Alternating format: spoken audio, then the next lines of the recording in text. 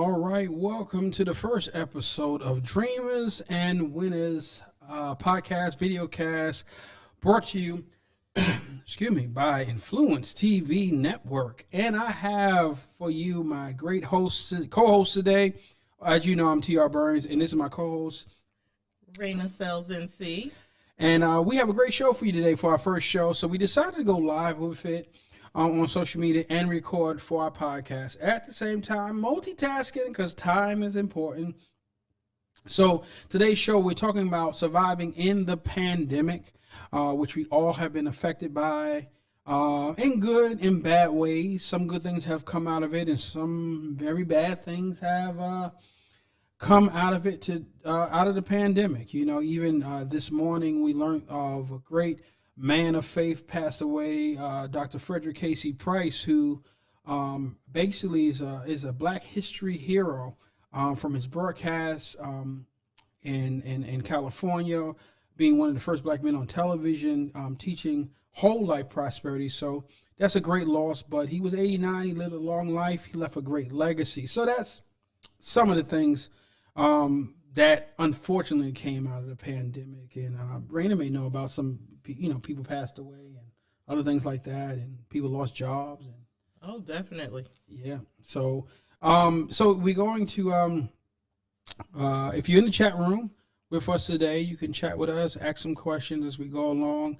I'm excited. It's our first show, official show. We've tested out, and but today is our first official show. So the Dreamers and Winners podcast is really about building people and their businesses and their life, and really encompassing people to live their best life and do their best work.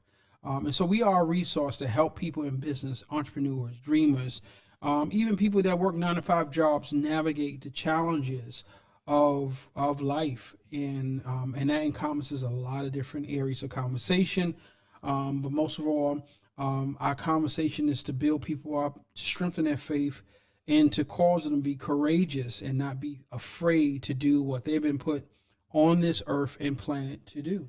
Yes, definitely. Well, that is very good information that we're going to go over. But first, what I'd like to do is let the listeners and viewers get to know the host and the co-host a little bit. So, T.R. Burns, tell us a little bit about yourself. Well, my name is T.R. Burns, which you know. I am a serial entrepreneur. I am a faith leader, husband to Maya, and a father of 4 with a 2-year-old. I enjoy what I do. I'm a technical guy, like to read, like to learn, like to have fun, like to joke, but most of all, like to help people, got into this whole realm of media kind of by accident. It went from, teaching and preaching in the church to creating shows, making movies, and becoming, I guess, a public figure or personality by accident, because I couldn't find anyone to really help me. So I said, let me get on here and do it myself. And that's how I got to Influence TV Network and what we're doing now.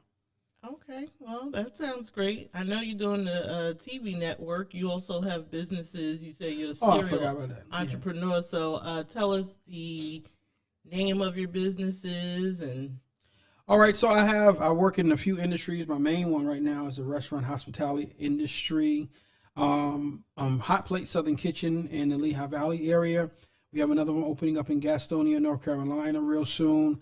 And my goal with that business, because from that business I started other kind of brands, Vegan Soul Company, Blanco Taco, Holy Bird Fried Chicken, and that all came out of that one brand of Hot Plate Southern Kitchen. So that's one of the businesses we have. We have TR Burns Films, where we produce TV shows, documentaries, movies, full feature movies that we've had in the theaters. And we have won some awards for some of the projects that we have done. I also have GuruBox Technologies, which is an app development and design company. We develop apps for Apple, Android, and so on. So that's a few of the things that industries that I work in right now. Whoa, that's some resume. You got me shook over here. I'm about to mention my couple of businesses that I have. You got a lot of businesses too. So you're super busy. You busy too. Yeah, I am. You go. I got you. Now I got the button back on. So tell us about yourself. Well, I'm super busy too. Started out my first and foremost jobs are being a wife and mother. Is that full time or part time, or you get paid for that? I get paid, but not monetary. Oh, okay. That's where you could probably hit that wonk wonk wonk button right there. I was just joking with you. All right. So tell us some more about yourself, your businesses. Okay, so my business, after being a mom and a wife, I am a full-time realtor, full-time real estate broker here in the Charlotte market. I also work South Carolina, Georgia, pretty much nationwide real estate. We do real estate investing, wholesaling, flipping, and then we also help others with building up their own personal portfolio of real estate. So that's one of the businesses that we have here. You need claps for that one. Yes, because we all need to own some real estate for sure. Yes. I just was talking about that this morning. All right. And then my other business is RP Cashback Taxes, which is tax season. Let me get a clap for that. Yesterday started up the IRS accepting tax returns. So everybody gonna go ahead and get their money. Come to RP Cashback Taxes, where we get you the most money on your return.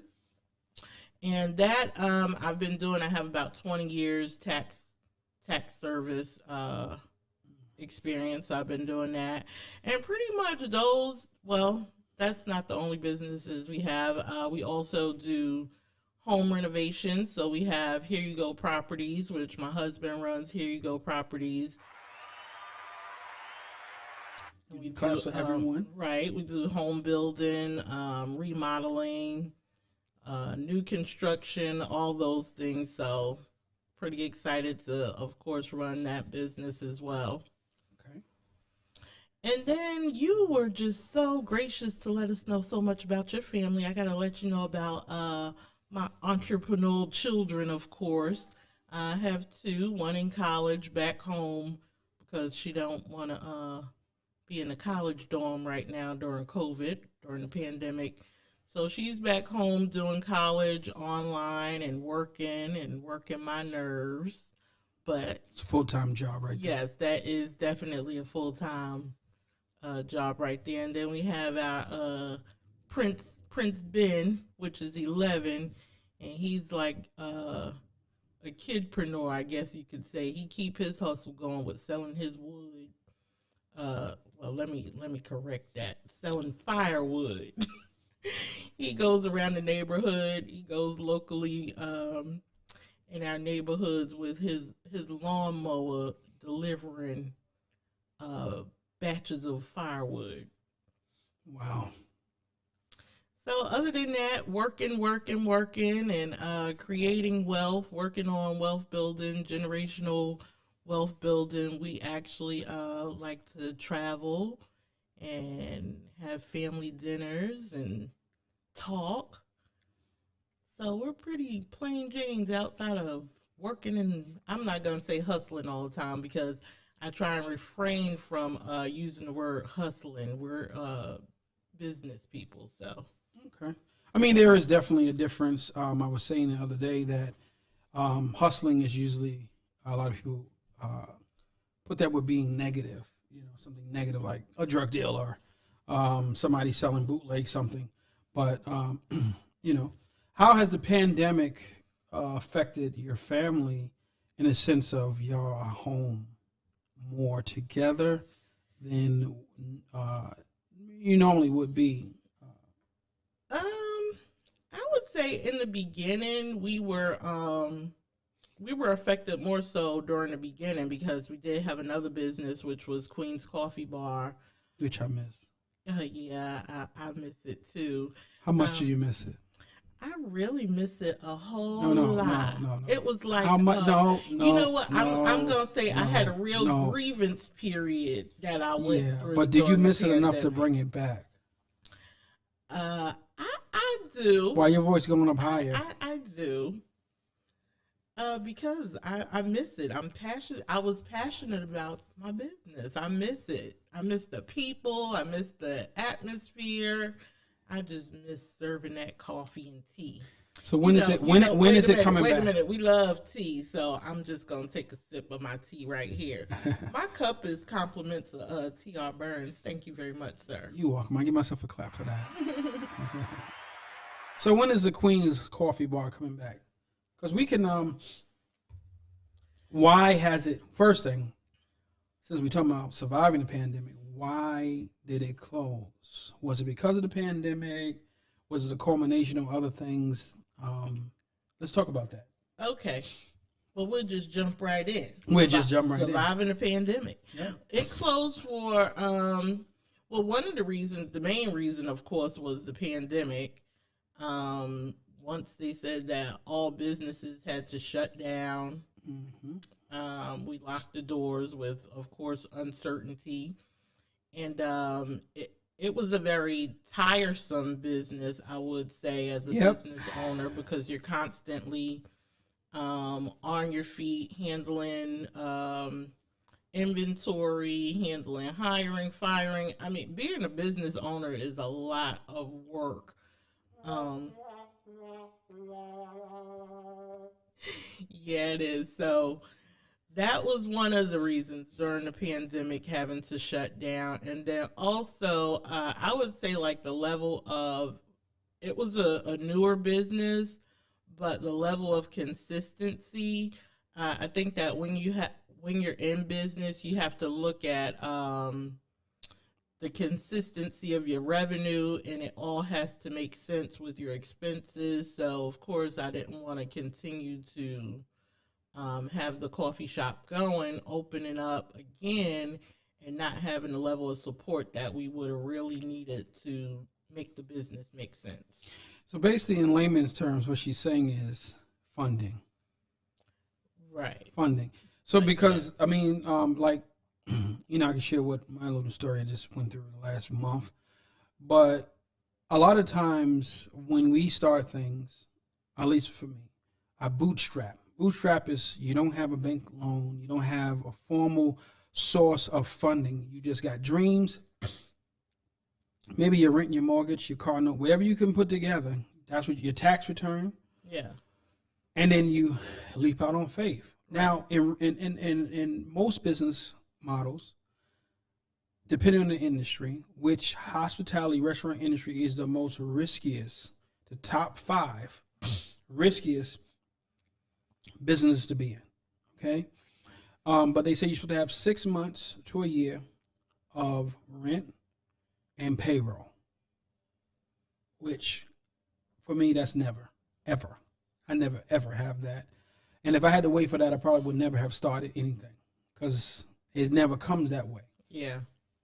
You know, and so when you don't have the funding that you need, like, and let's talk about the third part of funding. The third part of funding is support. Mm-hmm. So you can not have the revenue or the funding or the cushion, but if you have the customer base or the family or people that say, "Hey, I'm never gonna go to Starbucks no more. If I gotta drive an hour, I'm going to Queen's Coffee Bar." Yeah. Now, my sister right here, she makes my jokes about me talking about white black. But go ahead. There is a reality here about how we as African American individuals deal with each other that are in business and our other counterparts, such as the Caucasian, the Indian, the Chinese, and so on and so forth, even the Hispanic.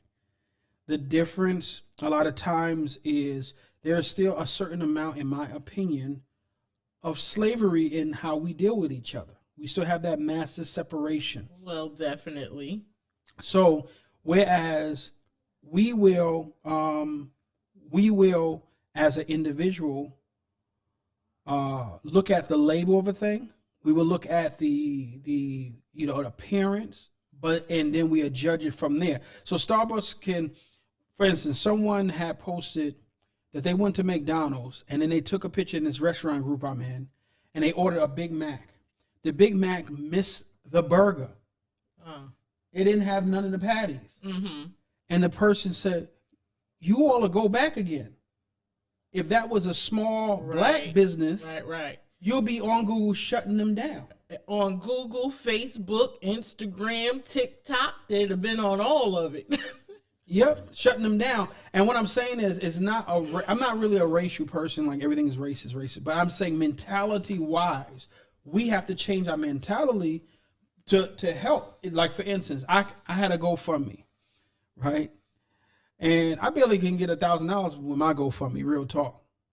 Other people had the same type of concept GoFundMe. They got hundreds of thousands of dollars.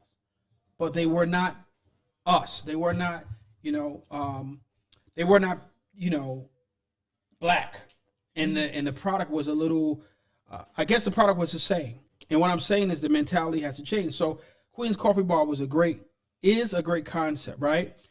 But you have to look at Starbucks. Starbucks concept is no different than Queen's Coffee Bar. The difference is they grew up. Right. They was allowed to grow up.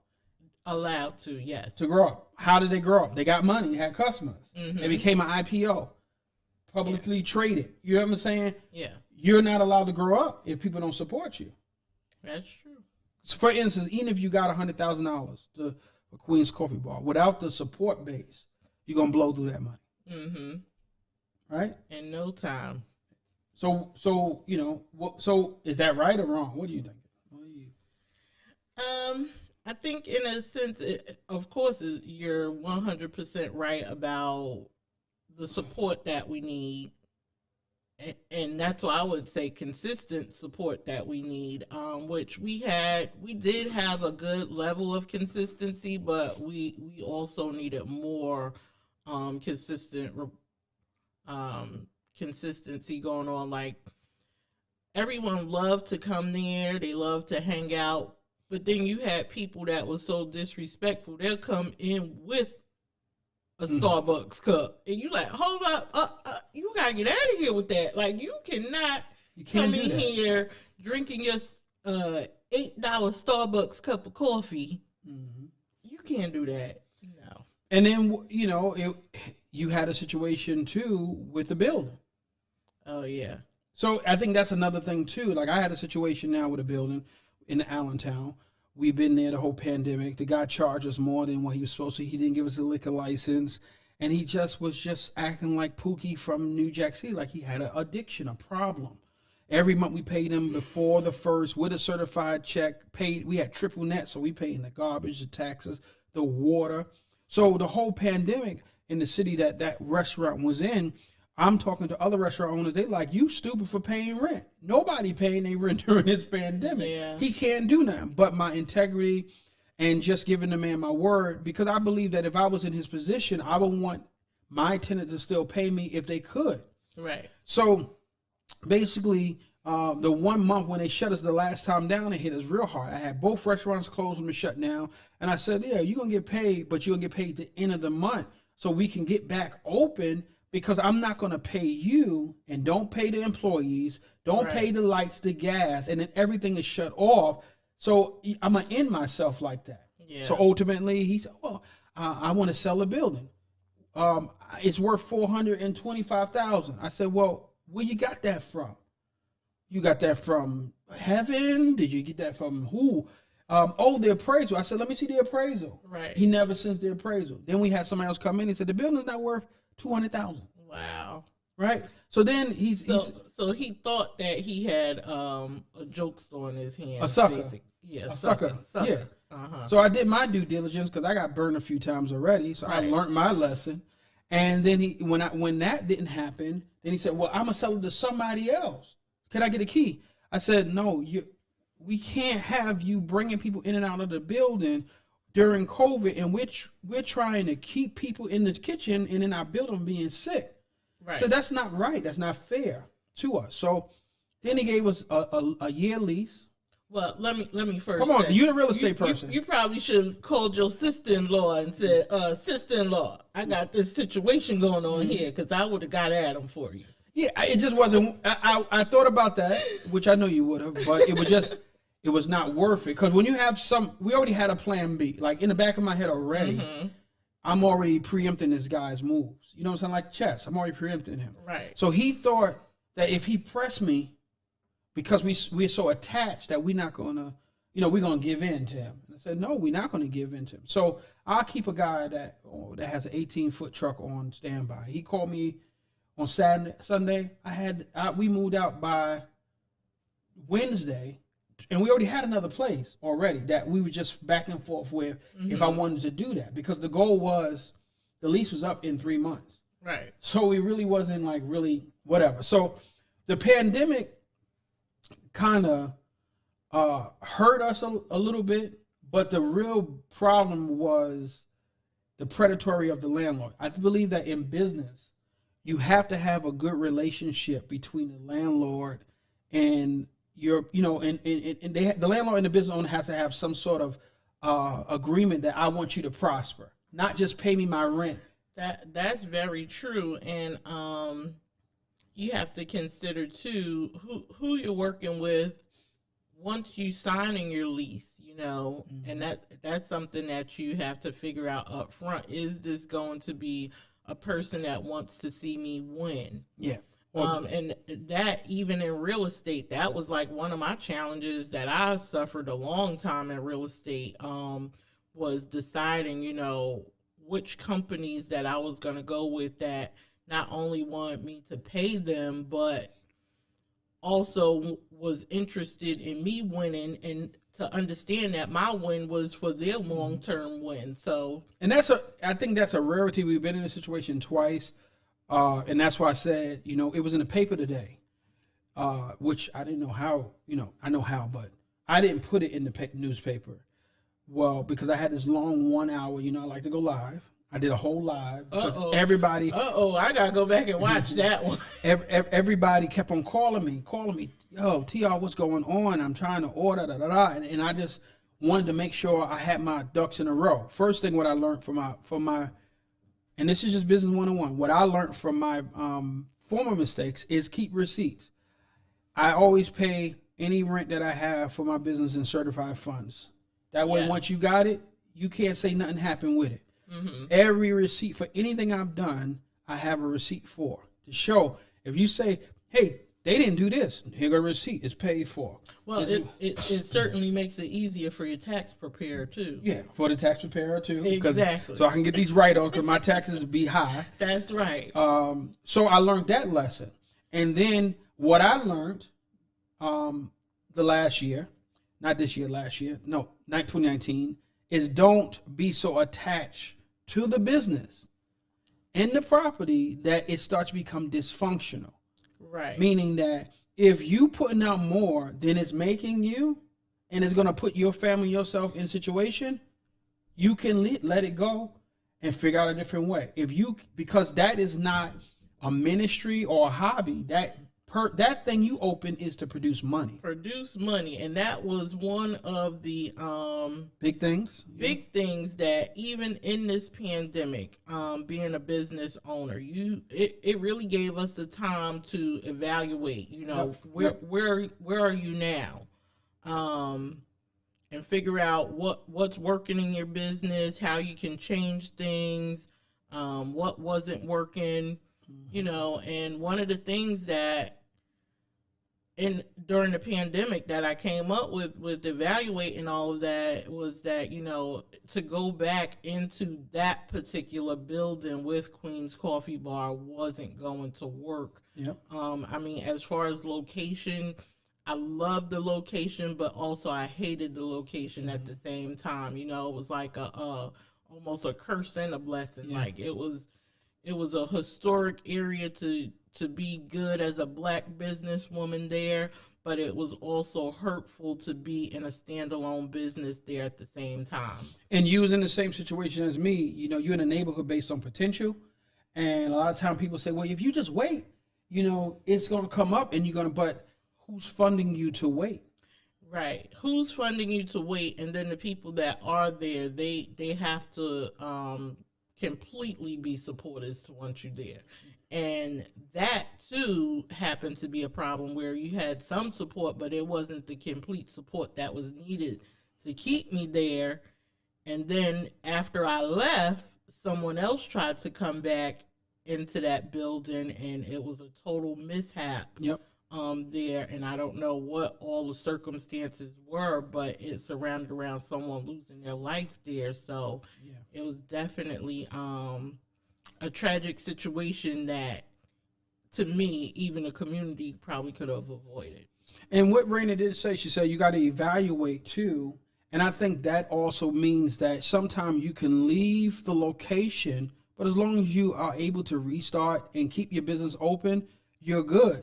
A lot of times, location is key. I've been reading these different, from successful franchise and business owners. And one thing that is constant in them books is that you want to put your business where other businesses are and they are thriving. Yeah. A lot of times our mentality, I want to dominate, be by myself. No, you want to be in the mall. You want to be in an area where there's high traffic and even competition, because everybody's not going to like that other product. Right. And then, too, that just brings you to, that's why if you look at even just my real estate hat right here, I wear so many hats, but real estate is just like always on my mind. If you look to Walmart, any businesses, they want to get themselves surrounded around Walmarts because they know that's where all the traffic is going, to a Walmart, and your business is bound to be seen. Same thing with here locally, you have the QT gas stations. They want to be close to Walmarts because they already know if I'm within a certain amount of distance of a Walmart, everyone's going to be driving there. So, and I think that goes back into bootstrapping because, from other companies and people that have money, when they start or funding, they don't just open like we do based on passion and dreams. They do research. They do marketing of the area, making sure that they can make the profit in this area. And a lot of times when you don't have the right funding, you kind of accept what you can get. Yeah. In location-wise, because like out here, restaurant space, even just commercial space is going like $21 to $32 a square foot. So for like 5,000 square feet, you can easily pay $14,000, $15,000 triple net plus the cam. So it's a lot for somebody just starting out, in their business and doing that stuff. So the pandemic, should have you evaluate. And that's what I did. Once the last shutdown, I was all right, most of the shutdowns. But when I hit that last shutdown and it was Christmas time and we had plans, we had a whole holiday mart and they killed all of that. We had to refund people money. And it was like, I got to think this through. Yeah. Hey, I'm thinking through my concept. There's some concepts, where I wanted to have this big dining room. Well, I don't want to do that no more. I want to have a concept that has, maybe, 50 people can fit in there just enough because, I had this big dining room, about 5,000 square feet across the whole restaurant. And we use the dining room for Thanksgiving for our family. Right. But the whole year we had it, there was no way to use it. Right. So then we said, okay, we're going to come up with the holiday mart where we're going to have other small businesses use it. And then they shut that down. Yeah. So it was just, that evaluation is very, very important. And to make sure, is it working? Is this location working? It's key. That's why even as a tax professional, and I do taxes for a lot of small businesses, one of the things I advise them of, because some of them are newer businesses, you have to get that profit and loss statement going. Mm-hmm. And a lot of business owners really aren't sure about profit and loss statements. So, a lot of business owners, especially small business, they feel they can't afford to keep proper accounting. Well, not only that, as the name of the show is a dream. Yeah. So now you have to continuously figure out how's your dream becoming your win. Yeah. Yep. But people don't think that per se that way.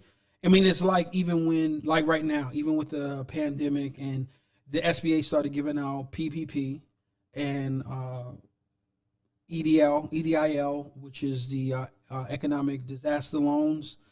One of the main requirements were you have to have filed your business taxes or your Schedule C. Mm-hmm. So you had a lot of people that have claimed they was in business, but they never filed their taxes. I'll tell you, I've done so many tax filings just this past week for 2018, 19. We just now opened up for 2020 yesterday.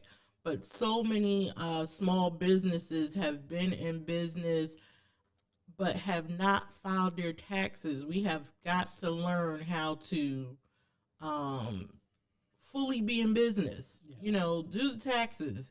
Even you may think you owe, but it's better to know that you owe versus not filing at all. And then they assume that they owe, but it turns out I was actually able to get quite a few of them a return. So yeah, it turned out great. You're going to now have your paperwork to get your PPP done. Mm-hmm. I mean, and that's another thing that should happen during we're surviving the pandemic, is looking at what you didn't look at before, you know, because when you're in the hustle and bustle and you got to work every day, it's like you're going to overlook some things because you don't have the time or it just doesn't seem like a priority. But taking that time to survive the pandemic and getting your business affairs in order, so when things kick back in, you don't have to bootstrap. You can get funding, get your credit together. You're ahead of the game a little bit, and that's why this show is important and other shows like it is, because they want to make sure that we that have been down this road for quite a few years already, we want to make sure that we're sharing and pulling as many people along as possible that we can. And the way we can do that is by giving out the knowledge or the bumps and the bruises that we've been through. So, and it's also too, she said what wasn't working. You have the opportunity, like, I was in Pennsylvania this week, working on a new menu because I realized that I have to change the menu. Sometimes I think with entrepreneurs, we can become real stuck and afraid of change because we don't know how people are going to receive it. But we got to do the data research. That's why we got POS systems and stuff, and need to see what people are ordering, and that's what I did. Right. And then have a mixture.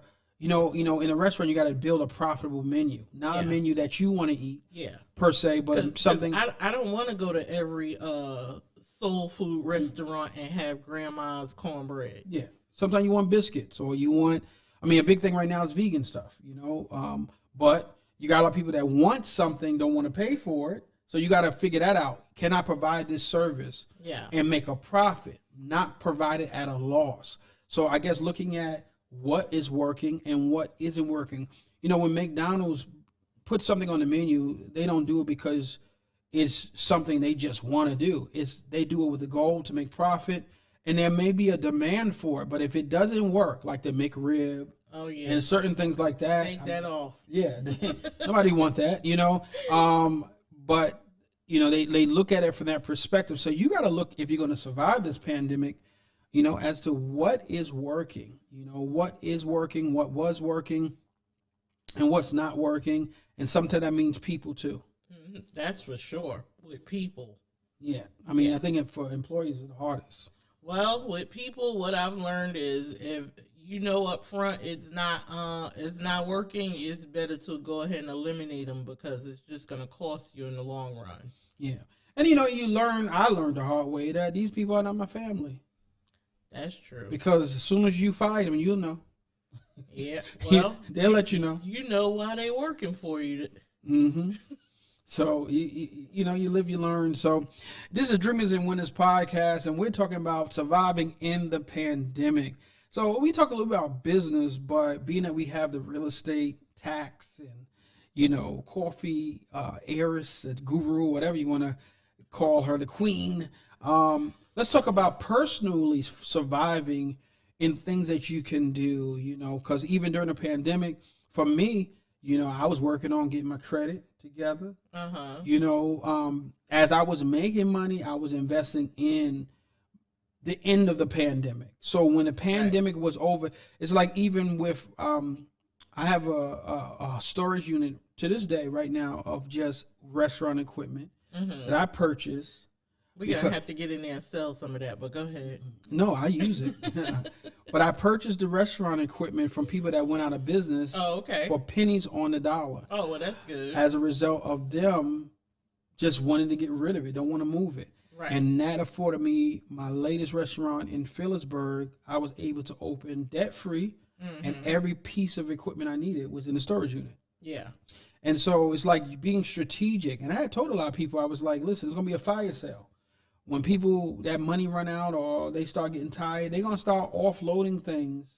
Oh, definitely. So what are some things that people can do during the pandemic to better themselves? Well, I'm going to tell you personally, one of the things that I did while I was at home, other than homeschooling. Homeschooling. Right. One of the things that I did in my time of evaluating, I kind of went through and everything that we weren't using, I had to let it go. And to let it go, they have an app now called Let Go. So I let it go on Let Go. So it helped me to make a little extra change. And also it helped me to get rid of things that were just laying dormant. Okay. I think that's important.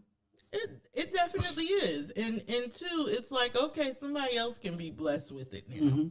And sometimes you're making way for more better things to come. Right. And you can apply that to business too. You may have a loss, you may have to regroup, you may have to leave a building or property, but you're leaving for better, right. for better and to better yourself.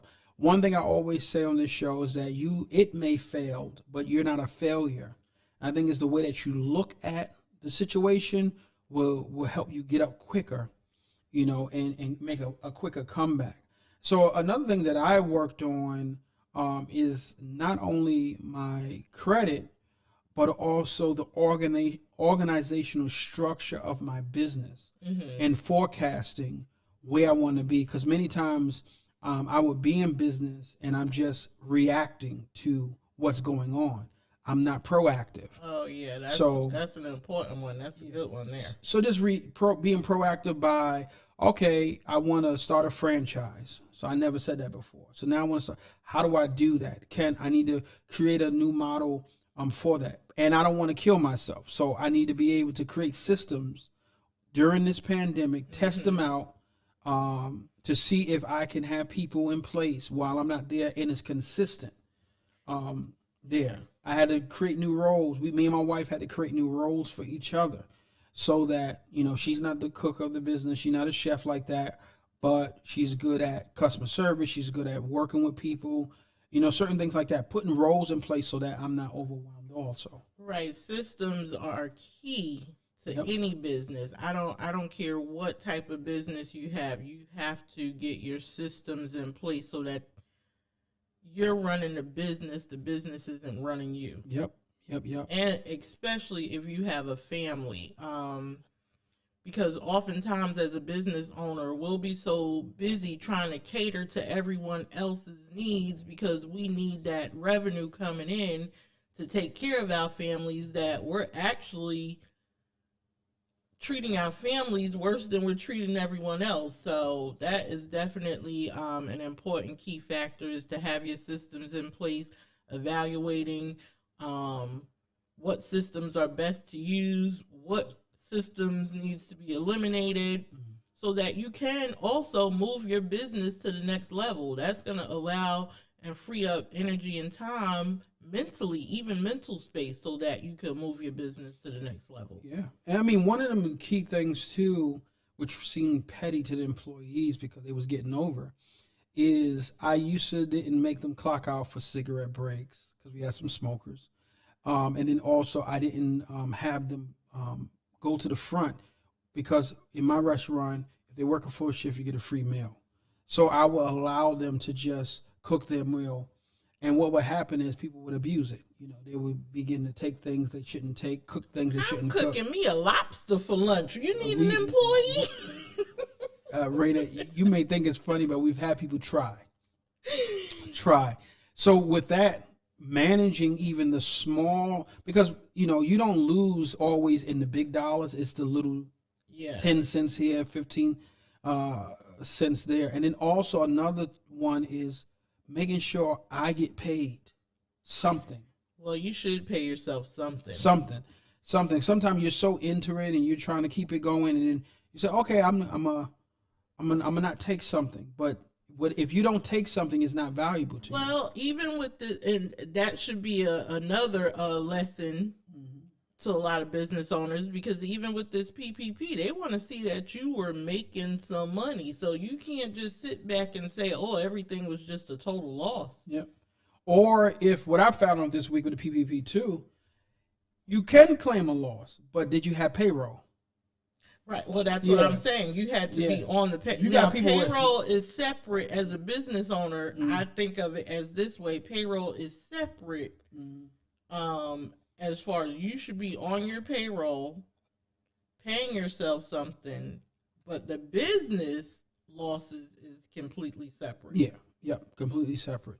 So that is something that I've learned during this pandemic, and making sure that you have a clear goal in mind, because if you don't have that goal in mind, you're going to close up, you're going to give up, because if you're not paying yourself, you're not seeing results, you don't know what the results you are supposed to receive because you don't have a goal in mind, you're going to feel discouraged and overwhelmed during this pandemic. Another thing that we did was we gave away money. We sold money to other people. Sometimes I found people that had businesses and they didn't have certain equipment. I gave it to them.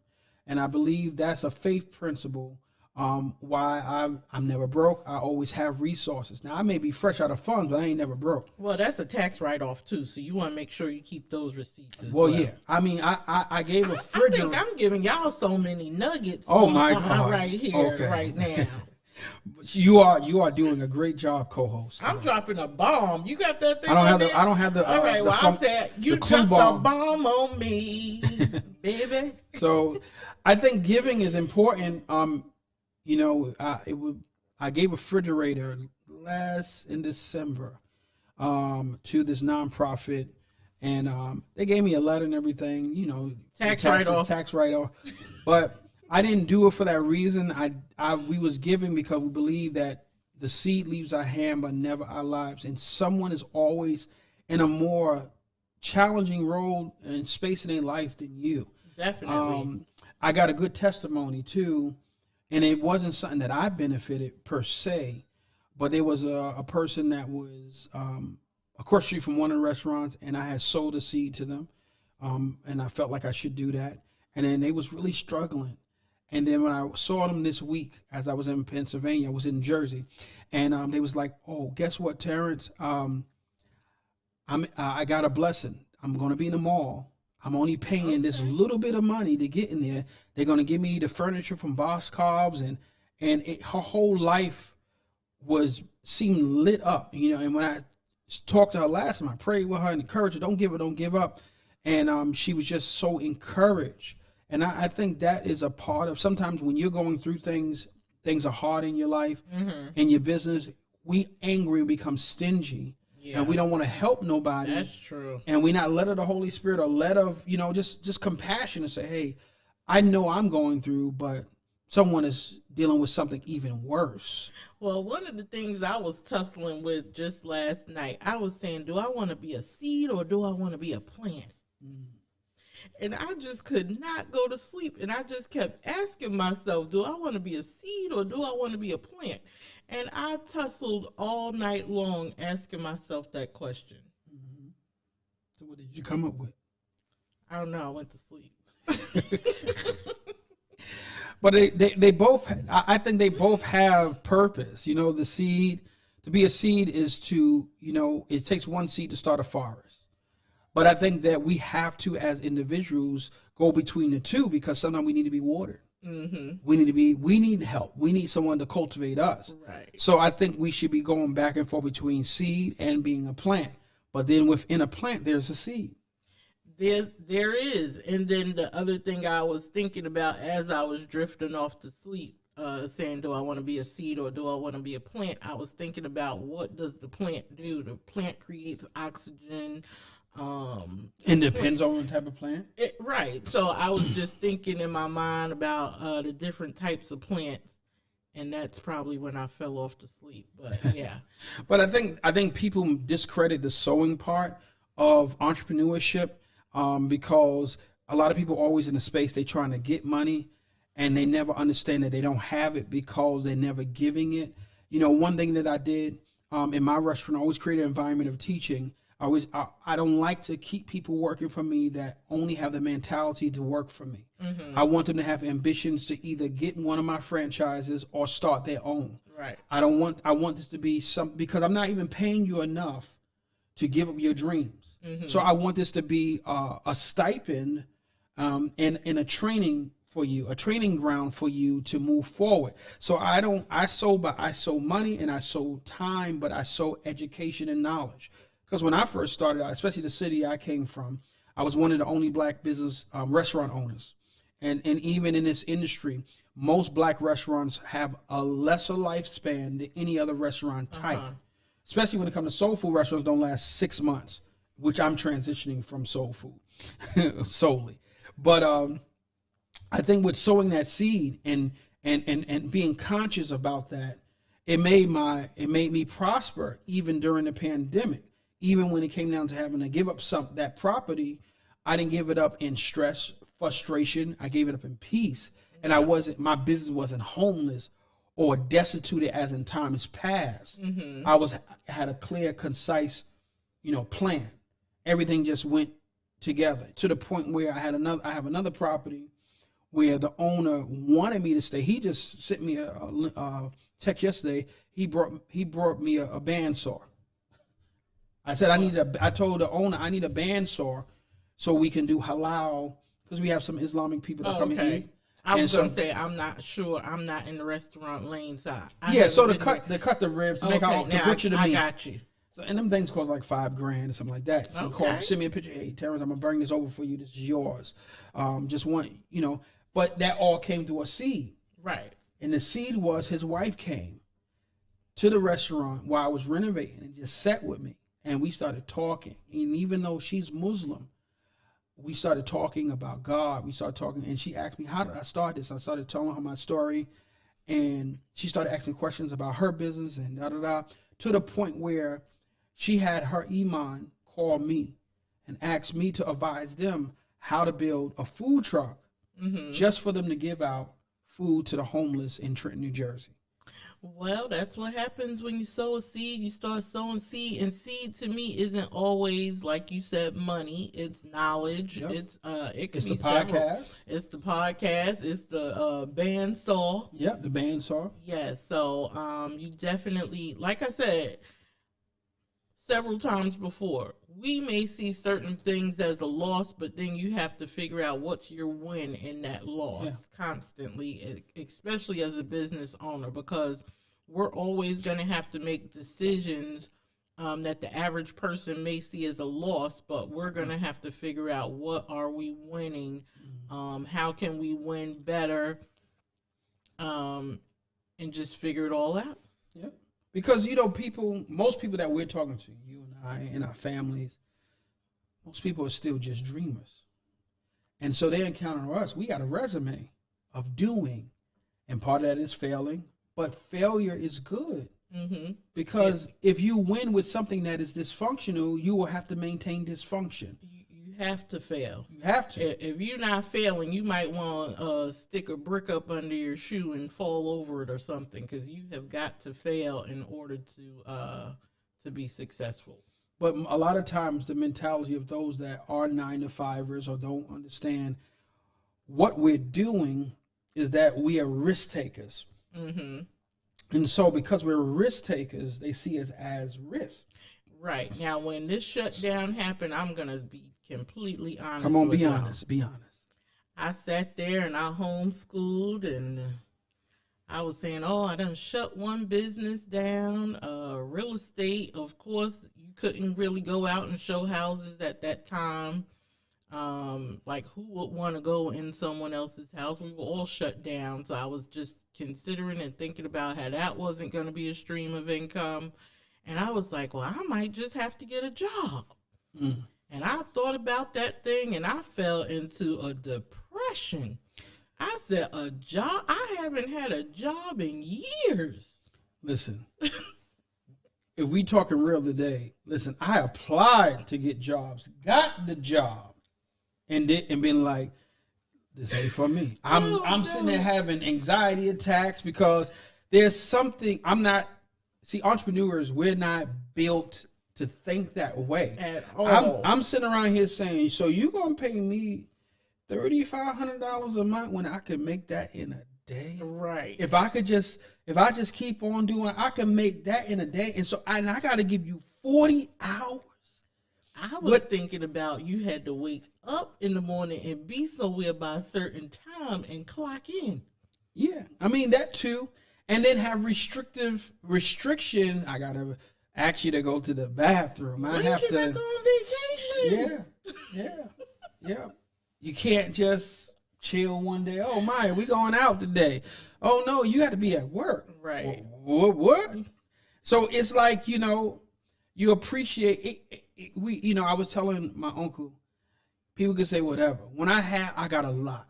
Sometimes as an entrepreneur, you got a lot of money. Mm-hmm. And then sometimes you got a lot of money. Right. But one thing that's consistent, the ideas, the innovation, and who you are is not affected by them two, polar opposites sometimes. And I think a lot of times people don't look at that. The pandemic, should have created a lot of entrepreneurs. Instead, it created a lot of fat people eating seafood boil. Well, we ain't gonna say all that because I did get a little fatter, but you all right. You good. As long as your husband like it, that's what matters. Oh. Come on, call him Mr. Purvis. We gotta get a call-in number up here. Oh, so you can call in. We do need a call-in number. That should be interesting. We should do that next show. Yeah. But we're doing good. I mean, let's look, trying to manage life and business, okay? So one thing we want to do is look at creativity. What can we do differently? What can we do, like my menu, like I've changed the menu up. I'm opening a breakfast spot. That's what I want to do. I want to do a breakfast spot. Oh, I can't wait. So, I hate waiting on breakfast. I hate cooking it in the house, and it takes so much time. You gonna have fish and grits? Oh, yes. Okay. Salmon cakes. I'm coming. Salmon cakes. We can't wait. We're gonna get some fish and grits. Going those some different things on there. But just being creative, what can we do differently? One thing through the pandemic that and I just want to tell people, your core business should have sub-business products. Mm-hmm. So one thing that I did do in the pandemic, which sometimes you're doing something so much that you don't value it and see it as something great, but I created my own seasonings, right? Now, I really didn't have to create them, Raina, because of the systems. I will already create seasonings for turkey wings and vegetables so that the cooks can just be consistent. Right. So I said, and then I made a rice seasoning, and I was like, man, we're going to bottle this up. The first week I sold them out.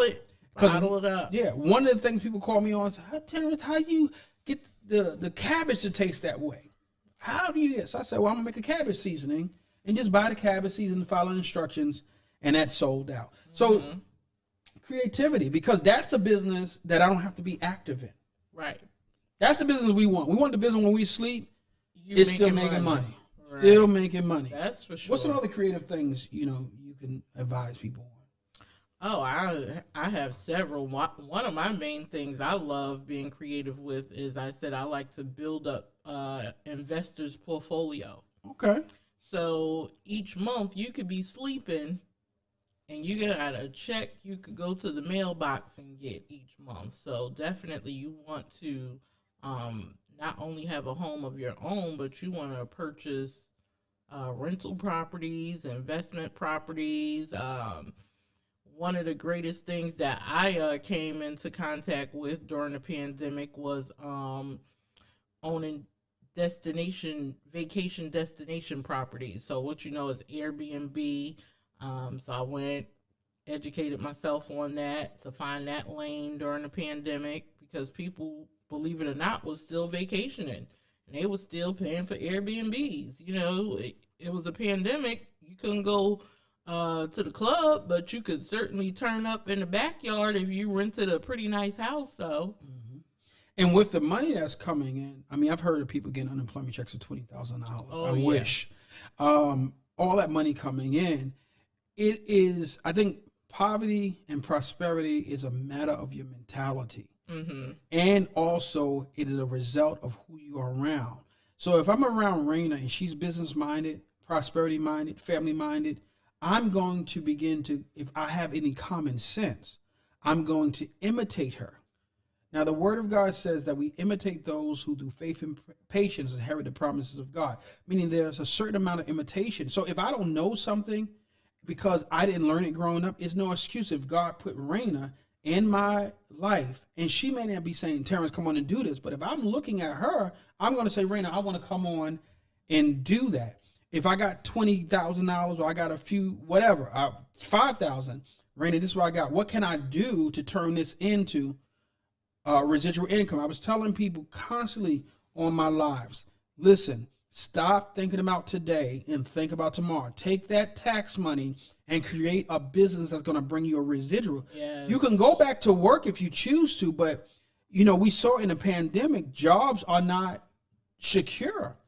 At any given time, like right now, there is, and you're in real estate, there's going to be, and it has started, a commercial real estate apocalypse because these corporations, Fortune 500, have realized I can keep you at home and not pay rent in this property and save money, and you work from home good.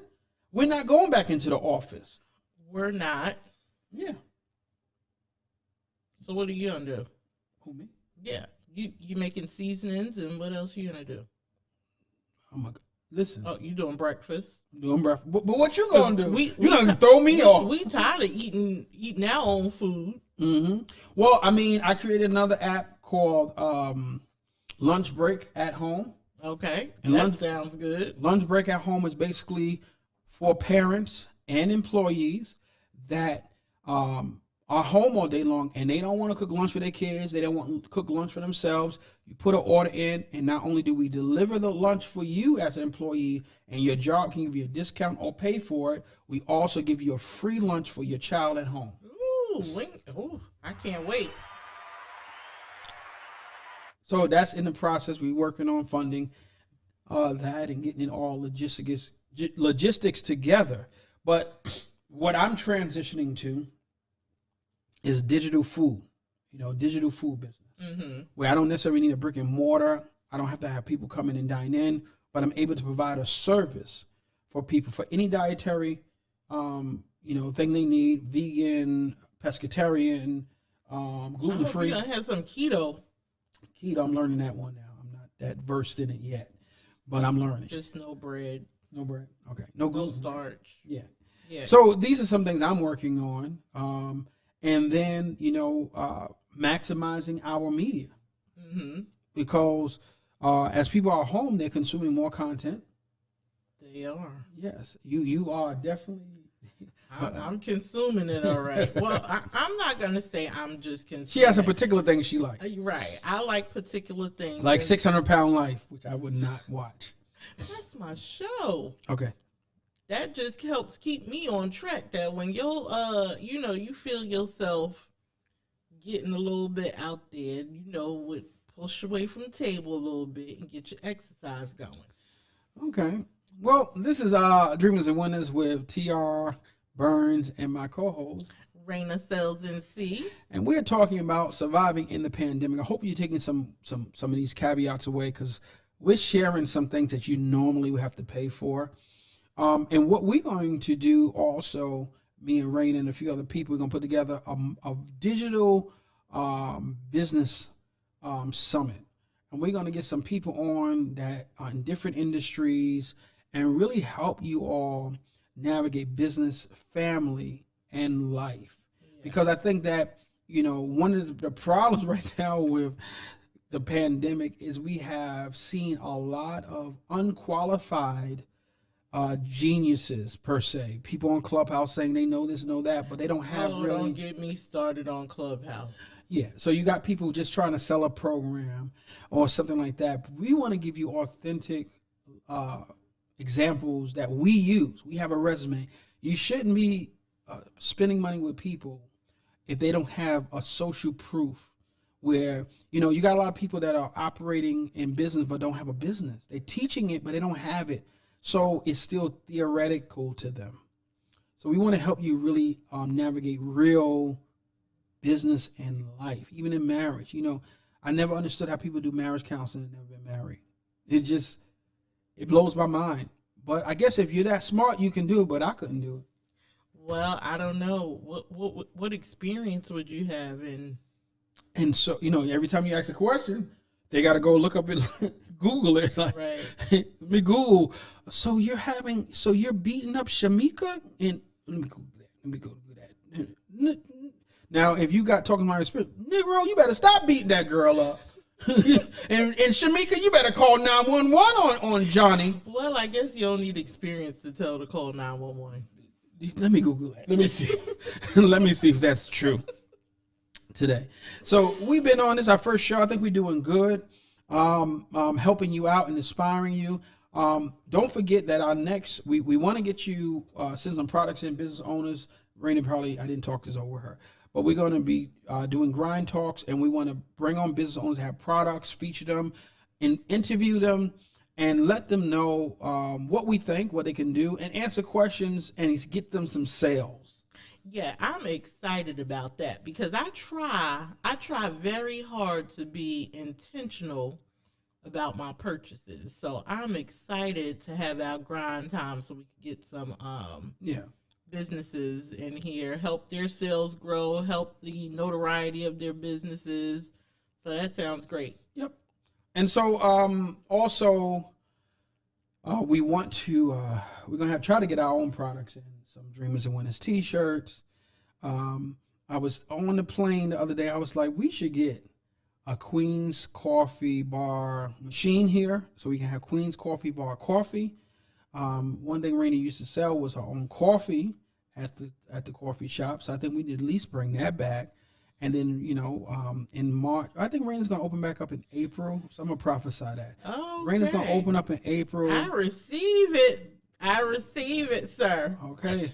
Now, when it come to pass, don't be complaining about it because it's going to happen. I might.